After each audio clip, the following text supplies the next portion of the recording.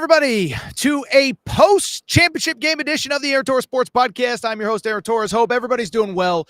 Hope everybody enjoyed a national championship game that bluntly went down almost to a T. Exactly how I said it was going to go. I picked UConn to win by 16. They won by 15. And damn it, I'm going to have to live with that forever. But I am here still live for people who are listening on podcast Tuesday morning. It is 1:44 Eastern time. The stage is still up over there on the court. I'm about 50 feet from where UConn just cut down the nets and won its second straight national championship. And so tonight, we have ourselves a ton to react to. We are going to talk about where this UConn team ranks all time. We will talk about the accomplishment of UConn going back to back, what that means historically. And we'll talk about Dan Hurley. Thought I got some really interesting conversation from the UConn AD, from Tom Moore, one of his lead assistants who also coached under Jim Calhoun. And then after we talk UConn, we got to do a little bit on the Kentucky coaching updates because we got some interesting developments over the last couple hours. And I'd be remiss if I didn't at least talk about all those. First off, just want to say this. We are done with the NCAA tournament, which means that for right now, we are done with BetUS and BetUS Sportsbook. They've been our partner. They've been with us since the middle of February, okay? Since basically college hoops ramped up. I am so grateful for the team at BetUS, Nelson, Alex, everybody who brought me aboard. It's been a fun run. They're the reason I'm here. I created some good content for them. By the way, handed out a winner in UConn -7, handed out a winner in Tristan Newton over 15.5 points. And so basically, I just want to quickly thank BetUS for their partnership. Don't want to jinx it, but have a feeling I'll be working with them again. It was a blast. It was a pleasure. Hope everybody took advantage of the 125% deposit bonus that they were giving away. Obviously, we'll keep you updated on anything with BetUS, anything that they are doing, but we truly do appreciate their support. We also appreciate the support of BracketFanatics.com for the fourth straight year. The Aaron Torres Pod Bracket Challenge was brought to you by Bracket Fanatics. On the next episode, I don't know when we'll do it. I get back late Tuesday.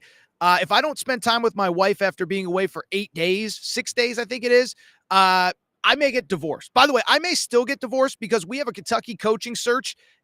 Kentucky needs to build a roster. Arkansas needs to build a roster. I might not see her in April either, in which case I'll probably get a divorce, neither here nor there. I bring it up because I don't know when the next episode is. But when we get to the next episode, we will announce our Bracket Fanatics winners. Over the next couple days, Bracket Fanatics will reach out to everybody and make sure that you get your money. We gave away $1,000 in cash prizes. And as I told you, over the last Final Four weekend, we are also going to give away $250 in cash to somebody whose bracket is busted. Hopefully you took advantage of the betting opportunities with Bracket Fanatics. So thank you to Bracket Fanatics. With that said, it is 1:46 Eastern time. There is no more time to waste. So let's get to the topic of the day. And the topic of the day, if you're listening to this live or if you are listening to this via podcast, well, guess what?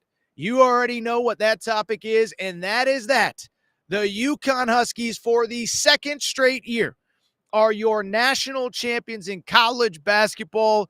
UConn taking care of business against Purdue 75-60 in the title game.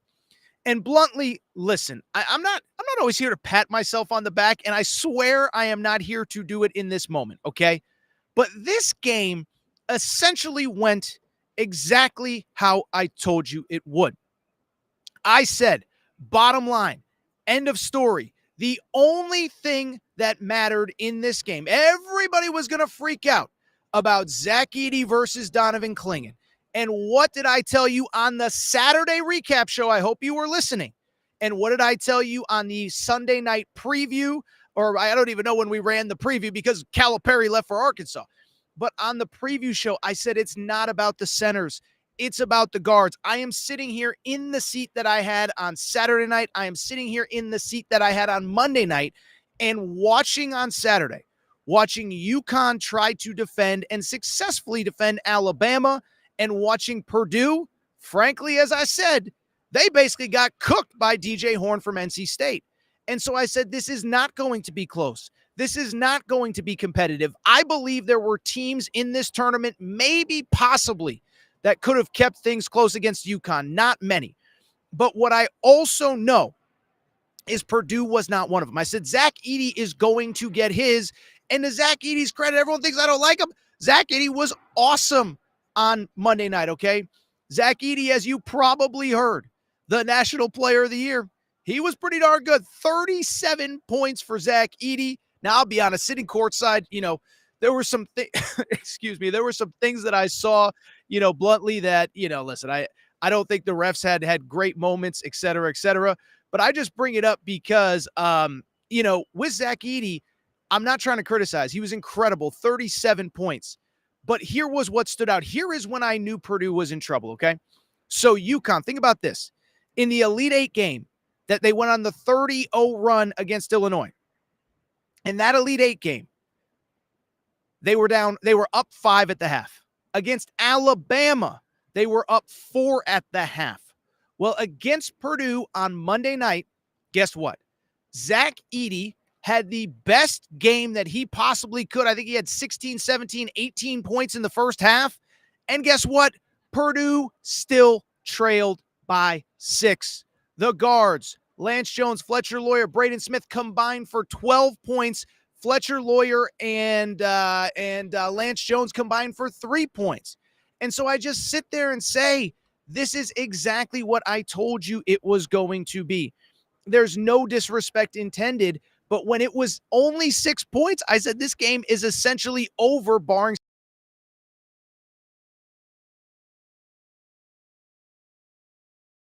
and we're just bigger at 4 of the 5 spots on the floor. By the way, I thought Donovan Clingan did as well as he could. I saw people on Twitter, oh, Donovan Clingan's getting exposed. No, he's not. Stop. There's one player in the world the size of Zach Edey right now, okay? Victor Wembanyama ain't Zach Edey's size and strength. Maybe Jokic is, but there's not very many, okay? I thought Donovan Clingan was fine. I thought Edey was awesome, but it was the 4 other spots on the court. I tweeted it out, and I truly believe it. I tweeted it from the Torres on UConn account. Yes, I run that account. No, I don't run all of the Torres on accounts, okay? I tweeted it. I said, I truly believe, in my heart of hearts, UConn's top 7 players, the 5 starters plus Hassan Diarra and Samson Johnson, any of those 7 would be the second best player on Purdue. I truly believe that in my heart of hearts. I'm not trying to be a jerk. I'm not trying to be disrespectful. I am just stating a fact, okay? And so when we looked at this game, when we broke it down, what did I tell you? Steph Castle, 6'6", Tristan Newton, 6'5", Cam Spencer, 6'4", going up against Lance Jones, 6'1", Braden Smith, 6'0", 6 feet tall. Fletcher Loyer, 6'4", 170, 175. It wasn't going to be close, and that is exactly what happened. The only thing that you need to know is the fact that in this game, Purdue and UConn's backcourts. UConn's starting backcourt, I believe it was the starting backcourt. It might have been the combined backcourt, had 55 points. Purdue's starting backcourt had 17. By the way, I told a friend, I don't know if I said it on Monday's show or not. I told a friend, I have a great friend in Connecticut, part of Monaco Ford. If you live in Connecticut, you've heard of Monaco Ford, okay? Family, a good friend of mine, I don't want to give too much away, but a very prominent person at Monaco Ford. And we were texting after the game on Monday, and I said, I believe Lance Jones, Braden Smith, and Fletcher Loyer are going to combine for under 25 points. They did. They had 17, and that was the story of the game. And so we could go on and on. I could tell you all sorts of things about all sorts of whatever, but it doesn't really matter. The bottom line was UConn has been the best team all year. UConn was the best team all year. And I just think respectfully to Purdue, they were just never built to beat UConn. Like I said, maybe in a different world. Listen, Creighton got hot against them. Kansas at home took care of business. Seton Hall, that was the game that Donovan Clingan got hurt in. But I just bring it up because maybe a Creighton, maybe a Houston, there were teams that maybe could have kept it close, but I don't even know how many there were, and Purdue certainly wasn't one.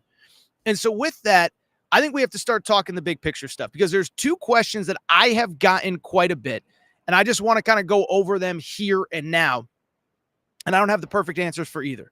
The first one is, where does this UConn team rank all time? And then beyond that, what is it that makes Dan Hurley so special? So in terms of where does this UConn team rank all time? Listen, I am not the expert on that, okay? I can't go back to Wooden's this and Dean Smith's that. My time frame of watching college hoops basically starts with Pitino in the 90s. But first off, like, the stats speak for themselves, okay? 37-3 overall. By the way, in the Kansas loss, they didn't have Steph Castle. In the Seton Hall loss, Donovan Clingan got hurt. So they lost one game in the calendar year of 2024. And on top of that, they lost one game when they were essentially at full strength. That was Creighton. That was immediately after they beat Marquette by 27 points at home. And so when you look at this UConn team, listen, I'll say this. I'll be blunt, and I don't care if it pisses people off. This is as good and as complete of a team as I can ever remember. First up, before we even get into this, let me say this one thing. And this is the part that fires me up. Producer Matt, put a time code, because this will be our 2-minute clip that I share all over social media. I think all year, UConn's pursuit of back-to-back national championships has been underappreciated. Because when I look at this national championship run, everybody kept saying, they're the first team since Florida to try to go back and back-to-back. Can they do it? That is factually correct, but it misses so much context. Florida went back-to-back in 06-07, and it's not to take away anything that they did, but Florida went back-to-back in 06 and 07, as we have discussed, at a time when they returned all 5 starters. It was an incredible moment in time. Joakim Noah, Al Horford, Corey Brewer, all could have gone pro. They decided to come back with Torian Green and who was the other guy? Lee Humphrey. Who could forget Lee Humphrey? They come back, and it's an incredible moment. I remember where they were when they went back-to-back. I was in New York City, buddy's birthday party, whatever. But they returned all 5 starters. Duke in 92 returned 4 starters, including 3 historically great college basketball players. Christian Laettner, who had already been a multiple-time All-American. Grant Hill. Bobby Hurley, obviously. This UConn team is not that. This UConn team lost its 3 best players off of last year's team. This has never been done. I can't say it will never be done again, but I can say right now it has never been done. John Wooden, all those great teams. Listen, I'm not trying to take away from John Wooden, okay? But he had Lou Alcindor for 3 years. He had Bill Walton for 3 years. UConn lost Jordan Hawkins, a lottery pick. UConn lost Adama Sanogo, the most dominant low post player in last year's tournament. UConn lost Andre Jackson, that Swiss Army knife that did it all. And so I just bring it up because you can't compare this to even Florida. This is the greatest, most impressive back-to-back national championship in the history of college basketball. I will take that to my grave because Dan Hurley essentially did it with completely different teams. And so in terms of where they rank, like I said, to me, they're as complete a team as I've ever seen. Because when you look really at the top 7, maybe top 8 in this situation with UConn, what separates this UConn team is the fact that basically they got all these guys and all these parts, and they all fit perfectly together. This isn't, and it's no disrespect to all the great coaches out there, but this isn't just throwing together a roster year over year over year. This was thought out. It was planned. And when you looked at this team, it really had no weakness. And by the way, this isn't just my opinion. You know, John Fanta wrote a great piece where he interviewed Kim English, who said it's the best college basketball team he's ever seen. There's some other guys. I can't remember everybody who said whatever. But I bring it up because you look at this UConn team, and what is the weakness? Think about it. Basically, I think all 5 starters will play in the NBA, okay? I believe Tristan Newton's a pro. Cam Spencer, I think, gets a 2-way contract. Steph Castle's going to be a lottery pick. Donovan Clingan is going to be a top 5 pick. And the 5th guy, Alex Caravan, might not be a pro this year, but he is an NBA player. So you have 5 NBA players. The positional size, Tristan Newton 6'5", Steph Castle 6'6", the physicality that they played with. And then, oh, by the way, the toughness that they had. So, and it was funny, I was talking to Tom Moore, the lead assistant. He was actually Jim Calhoun's lead assistant on the 99 and 04 national championship teams. But I was talking to him on Tuesday night in the locker room. And what we were talking about was a lot of different things. But I said the most incredible thing, and I've said this all year, I think UConn's the most talented team, but they also play the hardest. And so when you put that together, what is the weakness of this team? I don't know that there is one. Oh, by the way, like I said a minute ago, 37-3, but one loss in the calendar year of 2024, one loss at full strength. By the way, on neutral courts, they lost, let's see, all 3 games in true road environments. So I think they played 11 road games. So you take out of 40, that means they're 29-0 in home and neutral site games. That is insane. The stats, by the way, back it up.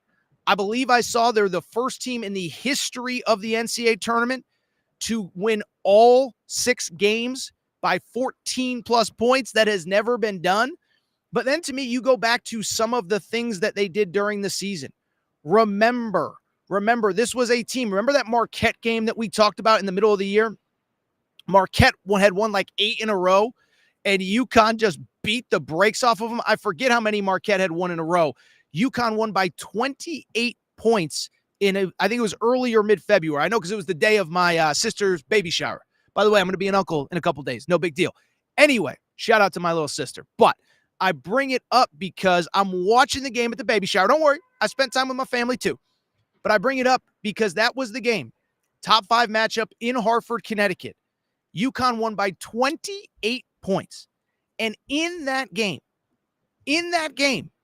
it was the biggest margin of victory for one top 5 team over another in the history of college basketball. So you start putting all this stuff together. 37-3, the most wins in the history of the Big East. Now, granted, the Big East didn't always play 20 league games, but 18-2 in the Big East is insane. Certainly from the UConn perspective, this is the most impressive team in the history of the school. And that's no disrespect. We were with Khalid El-Amin. Rip Hamilton was here. But, I mean, you look at this team. You know, everything that they accomplished, most wins in school history, most Big East wins in school history, first Big East tournament title since 2011, first Big East conference title since 2006, first Big East outright title since 99. It is insane what this team did. And so, listen, I don't want to diminish the 2018 Villanova Wildcats. I don't want to diminish the 2012 Kentucky Wildcats. I don't want to diminish the 92 Duke Blue Devils. I can't sit here and say who would win on a neutral court, but what I can tell you is I believe that this is as complete a team as I have ever seen, and I also believe that especially when they were at full strength, once they got Donovan Clingan back, it was over. By the way, you know, there was only one guy that could compete with Donovan Clingan all year. You saw him on Monday night, and it wasn't even close. So not the Clingan versus Edey part. That's not what I'm saying. No disrespect intended. UConn wins. They're as good of a team as anyone that I have ever seen, and I give them just so much credit. One last thought on UConn here, as we are about 20 minutes in for everybody live. I truly appreciate everybody joining here on a Monday night. I'm actually kind of blown away by the number of people that are in here, and we'll get to some questions at the end because we have quite a lot of them. Producer Matt, why don't you grab any UConn related questions and we will get to them after Dan Hurley. Then I got to do a quick Kentucky update before we get out of here because it is banana land already in Kentucky. Okay. But I want to talk Dan Hurley really quick, and producer Matt put a little cue in here so you know where to clip off the Dan Hurley stuff because we're going in a different direction now. So I would say this, my phone, which is somewhere, I don't even know where it is. It's charging somewhere. My phone, throughout the course of this tournament, this bad boy right here, the number one question that I have gotten time and time again, what makes Dan Hurley different? What makes Dan Hurley so special? And why is he able to do this at this moment in time in college basketball? And so I really, being around UConn for a second straight year, I really wanted to hammer home that point. If you're subscribed to the YouTube channel, you know I spoke with the AD Dave Benedict on the floor. We ran that interview, about a 2.5 minute interview earlier. But I asked Dave, I asked Tom Moore, who again was a lead assistant coach for both Jim Calhoun and Dan Hurley. We'll maybe run that Tom Moore interview tomorrow. Tom Moore had so many interesting things to say. And what stands out to me about Dan Hurley, what I believe has made him successful, is three things. First off, I think this is a little bit of an underrated part of it. He got his 10,000 hours in on a low level. And so, first of all, Tom Moore brought it up to me in the locker room, but I think Dave Benedict has mentioned it time and time again. I think Dave Benedict mentioned it when I asked him. I said, what stood out to you about Dan Hurley when you hired him? He goes, Aaron, it's not like rocket science. He won everywhere he went. He won at the high school level at St. Benedict's. He won at the low major level at Wagner. He won at the mid-major level at Rhode Island. He had a proven track record of doing it. And so I'm not here to say I'm smarter than any AD, but I do think there is something to be said about proving that you can do it at lower levels with less resources. Maybe in some cases you're not even able to recruit. Nate Oates at a Final Four. Where did he start as a high school coach? Multiple state championships, Chris Beard. I know he's easy to criticize right now, but this was a guy that started at the JUCO level. He was a head coach at JUCO. He was a head coach in D2. He was a head coach at Little Rock. Everywhere this guy goes, this guy wins. He has the blueprint. And so with Dan Hurley, he proved it. To quote LeBron, not once, not twice, this is time number 5. So I think that's what makes it easy, is like what Dan Hurley's doing right now is what he has done at every level, but he's evolved. Tom Moore, I thought it was interesting, said, he's a different dude. This year, he came back with the confidence of being a national champion, that his way works, and I think it only motivated him more. I think the second thing, and this is so important, and if your school is looking for a coach or has a coach or whatever, I want you to ask yourself one simple question. Is your coach fully dedicated to the program? Because the one thing about Dan Hurley, listen, I'm not going to compare myself to the best in the business right now. I'm not going to compare myself and Sam, but the thing about Dan Hurley is he is singular. He has talked about it in multiple interviews. He said, what makes this program special? Why can I coach these players hard? It's because they know I have their backs.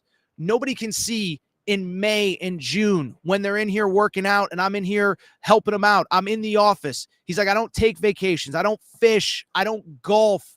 This is all I care about. The comparison with me, by the way, is I don't really have any hobbies either. Love my wife, love my dog, love my sports. And it's what I do every single day. And so with Dan Hurley, that is what I believe has made him successful. His guys are willing to run through a wall for him. Tom Moore said the same with Jim Calhoun, because they knew that he always had their back, that this wasn't a guy that was, on the beach for 2 weeks during the summer and letting his assistant coaches run stuff. That's not who he is. That's not what he's about. I think 3, and this is important as well, holds himself to the highest standard. I thought this was interesting. I think we talk about the fact that UConn as a program went back-to-back, that there was no fall off, that if anything, the argument was that they were certain. I don't even think it's an argument. It's just a fact. They're better this year. But I think he holds himself to the same standard. I don't think he got high and mighty. Sure, and he talked about it. Yeah, I rang the stock bell, the New York Stock Exchange. I threw out a first pitch here or there. But I wanted to make sure that I was as focused, if not more focused, coming into this year than I was a year ago. And so when I look at Dan Hurley, listen, I think the debate's over. He's the best coach in college basketball right now. That's not even a hot take. That's not even a take. It's just kind of a fact. I mean, Bill Self is regarded as the godfather. Bill Self has been in this thing. He's been in the game 30 plus years, whatever. 2 national championships. And that is great. That is incredible. It doesn't change the fact that Dan Hurley has 2 national championships at 51, 52 years old. And so listen, I'm not going to go crazy, overselling this right now. But when I look at Dan Hurley, what I see is a guy that's the total package. He's got his hours in. He's genuine. He holds himself to the highest standards. And I've said this time and time again. He is a complete basketball coach, okay? I say it all the time. Let's see if I can find the tweet. You look at the players that he has brought in. They haven't always been the highest rated players, but you look at them, and Dan Hurley's, maybe his greatest gift is evaluation and development. I've said this a million times. James Bouknight, who was a lottery pick, his NBA career hasn't gone well, but he was the 66th ranked player in his high school class, ended up as a lottery pick. Tyrese Martin, who came with Dan Hurley from Rhode Island, 226th in his class, drafted. Jordan Hawkins, lottery pick last year, 51st in his class. Donovan Clingan, top 5 pick this year, 56th in his class. Alex Karaban, future NBA player, 100-something in his class. Steph Castle, I've said it before, was a McDonald's All-American, but when he committed, he was a fringe top 30 player. And so what makes Dan Hurley special? He's the total package. Players believe in him, but he's clearly a great evaluator. He said it last summer. We don't just bring in 10 McDonald's All-Americans every single offseason. Now, it's a little bit hyperbole, but you kind of get the point. But he's like, that's not what we do. What we do is we evaluate. And then when guys get there, they get better. Tristan Newton is better than he was a year ago. Donovan Clingan is certainly better. My guy Hassan Diarra, it's night and day how much better he is than he was a year ago. Samson Johnson, night and day how much better he was than a year ago. Jalen Stewart, the freshman, night and day how much better he is than from earlier in the season. And so if you're looking for a coach, if you have a coach, we're going to talk the Kentucky coach in a minute, but it brings me to this bottom line. The bottom line is like Dan Hurley's just special, man. And what makes him unique, listen, I think what it really is, doesn't skip steps. As I said a few weeks ago, Chris Beard, when he was at Texas Tech, he had an old saying. It was called the secret's in the dirt. And the secret's in the dirt basically meant that there is no secret. If you're not willing to put in the work, then guess what? You're not going to have the results. And I think that's Dan Hurley. I think that's this program's mantra, and it's absolutely unbelievable. Thank you, everybody, for being in here. We're about 25 minutes in already. I thought this was going to be like a 27-minute show, but Torres can't go slow. Producer Matt, do we have any questions specifically on UConn? Then we'll get to some Kentucky coaching updates because we got some interesting ones here today. Dan Rivera, question for Producer Matt. What does UConn need to do next year to rebuild the roster? Great question. I think that is a reality. UConn is going to lose a lot this year. 4 starters, I think, are for sure gone. Tristan Newton and Cam Spencer out of eligibility. Donovan Clingan and Steph Castle are both going to be top 10 picks. Hassan Diarra, I've talked to him. He said it on the show. I don't think he's committed to coming back. 22 years old, getting his degree in May. If he wants to move on, he's a 2-time champion. What can you say? Caravan, I think, will probably be back. 2 really good high school players. Amon Noel is a lead guard that I like a lot. Jalen Stewart, I think, is a developing player. But I do think what is important with this UConn team, we're going to talk Kentucky in a minute. What's important with this UConn team is I think you need a couple players in the portal. Samson Johnson, of course, will be back as well. You need a couple players in the portal. I think they're still going after a couple high school guys. The Liam McNeely kid from Indiana that was committed to Indiana. I'll be interested in Boogie Fland. I think somebody asked me about that last night. Would Boogie Fland, the 5-star guard that was committed to UConn or to Kentucky, would he be a player that is interested in UConn, was recruited by UConn early? That remains to be seen. But I'll tell you this, listen, I'll be blunt. I was hanging out with the NIL people a few nights ago after the Saturday game, and I said to him, what do you think about this guy? What do you think about that guy? And they looked me dead in the eye and said, Aaron, they said, whoever we want, we got a shot with. Why wouldn't you want to be a part of this program right now? I think they can be selective. I think they will be selective, and I'm very curious how they get this team and what they do with this team because there are some major holes to fill. Producer Matt, anything from the UConn perspective still before we get to a break and then get to some Kentucky stuff? Defense usually wins championships. The better defensive team won. Let me say this. First of all, Clingan, I'll say this. Credit to our guy Hassan Diarra. He has said for weeks, Donovan Clingan is the most impactful player in college basketball. Now, maybe on both ends of the floor. Now, maybe you could argue Zach Edey. This is not the night to pick fights with Purdue fans. They had an incredible season, okay? But what I will say, even in getting 4 fouls, Clingan still proved how valuable he was because he could play Edey one-on-one. You didn't have to send help. You didn't have to send 3 or 4. And I think that helped. Now, what I'll also say, the perimeter defense was insane, again, like I told you that it would be. Just saw this tweet from Gary Parrish. Here's one for you. Entering this game against UConn, Purdue had attempted at least 8 3-pointers in 330 consecutive games. That streak was snapped by the scouting report. So listen, hate to brag. I don't want to say that I could have put together the scouting report because I couldn't have. I told you those UConn guards were going to give Purdue just absolute fits and absolute nightmares. So I don't know what else there is to say. I was dead right there. By the way, really quickly, everybody get in the chat. Tell me, is there any issues with the internet quality or anything like that? I just looked at the live chat and it seemed like things might be moving a little bit slow. Let me know if there's any issues. If you can't hear me, whatever. Producer Matt, anything UConn related before we take a quick break? Come back, talk a little bit about Kentucky. All right, I'll tell you what. This is what we're gonna do. We'll take a quick break. We'll come back. By the way, Jacob Petruzzi says, let's effing go. KLH says, is UConn going to be good next year? Yes. They're going to be good. I don't know if they're the best. I'm in preseason number 5, and maybe I'm underselling them, but I think they're going to be really good. Quick break. Be right back. When we come back, let's go ahead and do a little Kentucky basketball coaching carousel update. Producer Matt, quick word from our partners. America's favorite sportsbook and casino. Live betting and racebook. We're celebrating 30 years with a historic offer. A 125% sign-up bonus on your first 3 deposits. Plus 10% gambler's insurance. Get started today. BetUS, where the game begins.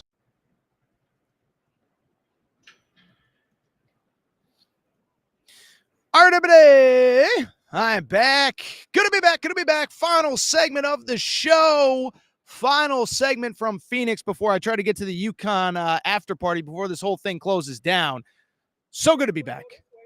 Thought security was yelling at me there for a second. All right. What I want to do, national championship game is over. I want to switch gears.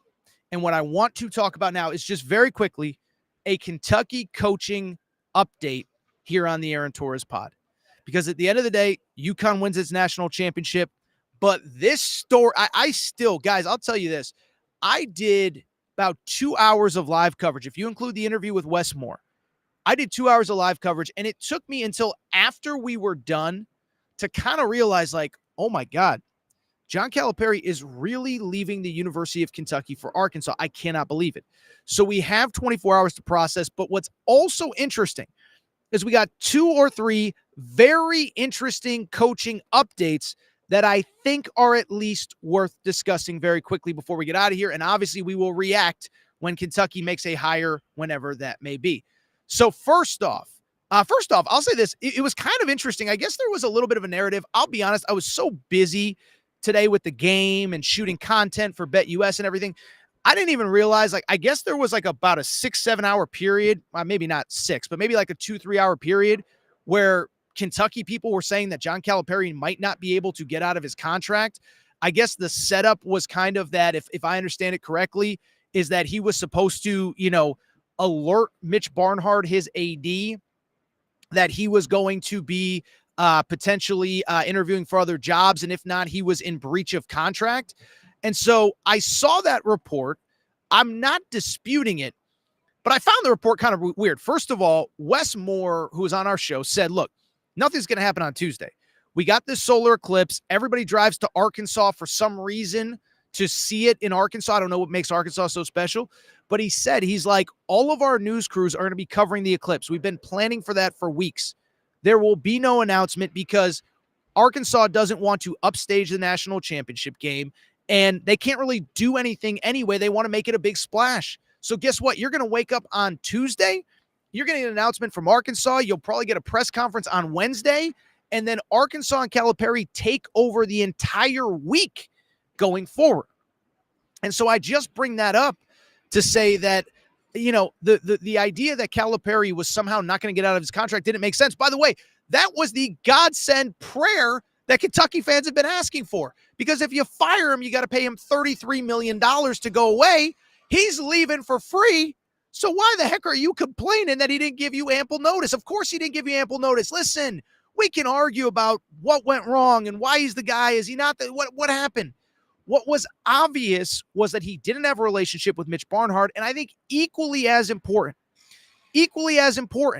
like him and the fans by the end, it was just so bad. And I don't blame the fans. I don't even necessarily blame Cal. I blame Cal more than the fans, but I don't blame the fans. But of course he's not going to be forthright about it. He's trying to get the deal done. And that's what I said. If you remember, before the thing even happened, when the Wes Moore tweet first went out, I said, listen, all I can tell you is Arkansas people think it's going to happen. And the fact that Kentucky people can't confirm it makes sense, because why is John Calipari going to help Kentucky? So anyway, there was that whole fiasco. That was the first update.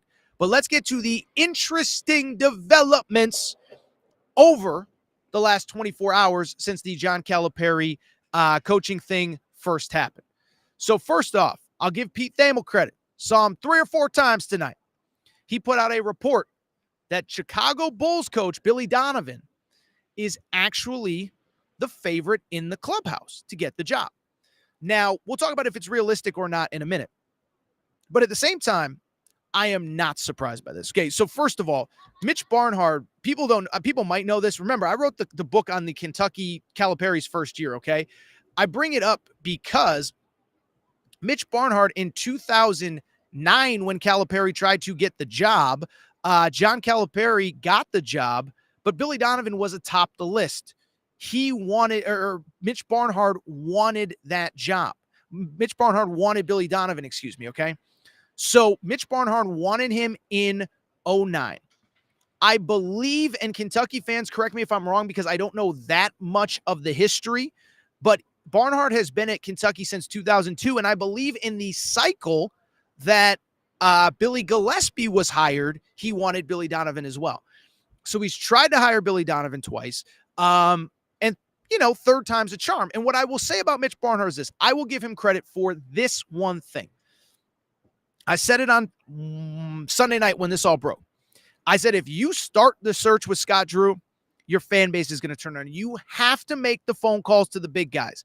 If you get turned down by a Jay Wright, which we'll talk about, by a Nate Oates, by a Dan Hurley, that's okay.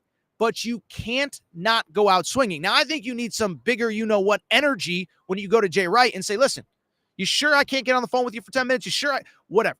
But the bottom line is that Billy Donovan is the lead candidate. Now, Pete Thamel reported that it is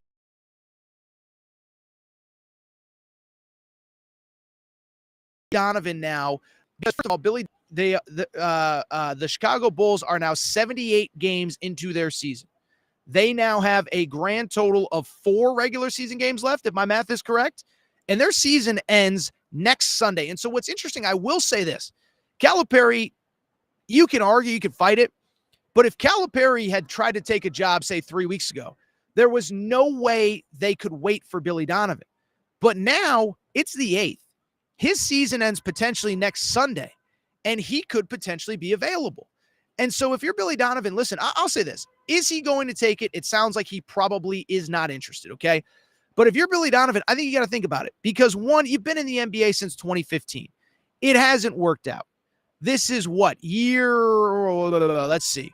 This is year 4 in Chicago. You have played in one playoff series and lost it. You are, as a head coach in the NBA, at about a 56% win percentage. You had the moment in time with KD and Russell Westbrook. It all broke up. And since then, you haven't got out of the first round of the playoffs. So you're not getting a third NBA job. And I think, look, Billy Donovan's still pretty young. He's 58 years old. He's like 6 years younger than Cal.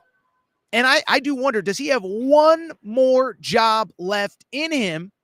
Because I think he needs to at least consider it. And I know what people say, oh, he's been out of college for so long. I think in some ways it's going to help. It's the NIL era. It's the portal era. You don't have to build through high school players. I know he was tired of recruiting back when he left, but I think it's kind of worth noting this, is that the collective handles everything now. You tell them what players you want, and let's make sure we get the money right. And you know if Billy Donovan is hired, money is not going to be an issue at Kentucky. And so I could go on and on. But I think Billy Donovan has to consider it. Now, will he? I don't know. But I think he should. You're 58 years old. You're going to get fired.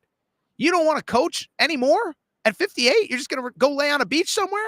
What's wrong with you, man? Come on, Billy Donovan. Billy the Kid. You got plenty left in you. So I think Billy Donovan, to me, listen, I give Mitch Barnhart credit. I think he's got to make the call. Really quickly, we got 2 other updates, and they weren't good ones. Not surprising, but they're at least worth noting really quick. The first one, Jay Wright. Jay Wright is not coming to Kentucky. And so what I will say is what I've said consistently all along. I do think you have to make the call if you're Mitch Barnhart. I don't know how aggressively he pursued. Now, I will say with Mitch Barnhart, I think there's probably a possibility that he may have tried behind the scenes to make something happen previously. Not previously, but if, like what I'll say is this. Like when the John Calipari stuff happened, you're trying to figure out, are you going to pay $33 million to fire him? I don't think you can fire him unless you know you're getting a Jay Wright, a Billy Donovan, a somebody of that caliber, a Nate Oates, a Dan Hurley, or whatever. And so my guess is that the vetting process with Jay Wright already happened, and Jay Wright has told them, no, I'm not interested. Still think you got to call. If I called, I'd say, here's the number. What's the number, Jay, that we got to talk about to make this happen? This is the SEC and Big Ten world. We have more money than we can ever spend. What do you need to at least consider? I said Billy Donovan's 58. Jay Wright's still pretty young, but you don't have 5 years left in you. You just want to do TV for the rest of your life. Is that really what you want to do? And so I would have put some money in front of him that at least made him seriously consider. But Jay Wright's off the board. With Jay Wright, I'll just say this, is that, look, with Jay Wright, I've said it before. I said I do think he's probably done coaching college basketball. I think there's two possibilities that get him into coaching again. One, I think the NBA is not totally off the table. I don't think it's likely, but I don't think it's totally off the table. Two, the other thing that I think could happen, and I think this is actually more realistic, Villanova's missed the NCAA tournament the last 2 years. Last offseason, they loaded up in NIL. They made sure that the coach, Kyle Neptune, got paid as far as NIL is concerned, okay? And I bring it up because Villanova fans would even talk about it. Like when they would lose, they'd be like, this is a $3 million team. What are we doing here? And so I only bring it up to very simply say Villanova fans know how much was spent on this team.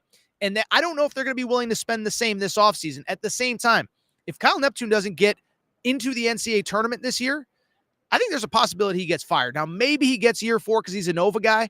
But remember, he didn't take over a bad program. He took over a Villanova team that was coming off a Final Four run. And it's worth noting they returned like 3 starters.